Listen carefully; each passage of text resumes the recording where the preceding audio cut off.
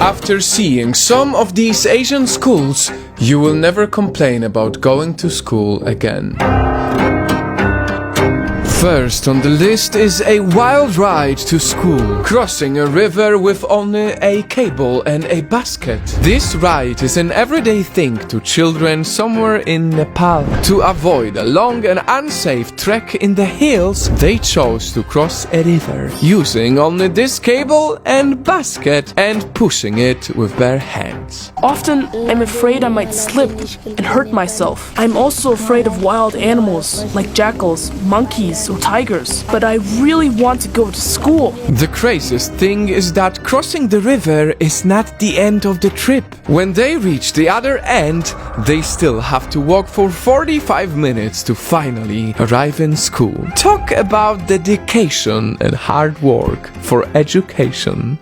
Looking at this makes you realize that sometimes we take our schools for granted. And this is just the beginning. These children in China have to climb for a dangerous 5 hours with sharp turns and narrow passages every single day just to go to school. This is Guru Elementary School, a school located in the mountains of China. It is also known as a school hidden in the clouds. It's very high, steep, wild and dangerous, but children had no choice but to risk their lives because it was the only accessible school for them. Fortunately, it closed down after 60 years of operation.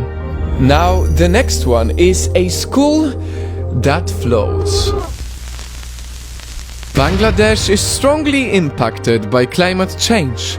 That is why it's prone to floods. These floods disrupt people's everyday life, including children's education. It was very difficult to hold regular classes, but people in some parts of Bangladesh have learned to work around it. They believe that classes shouldn't be stopped by these floods, so they build schools that float. These boat schools have computers, internet access and a small library above the floods. What a humble way to learn. So, if boats, then why not trains? This is India's train platform school.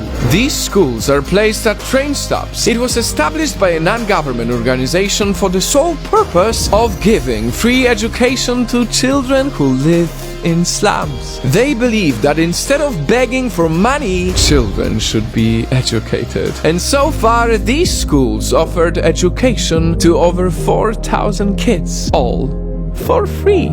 I know that the education system is very flawed, and most of you know that I'm not a fan of how many schools are killing the potential of its students. But after seeing the examples from this video, one thing became obvious. We should never take for granted the very fact that we can have an accessible education, because for millions of children all around the world, it is a privilege worth risking their lives for.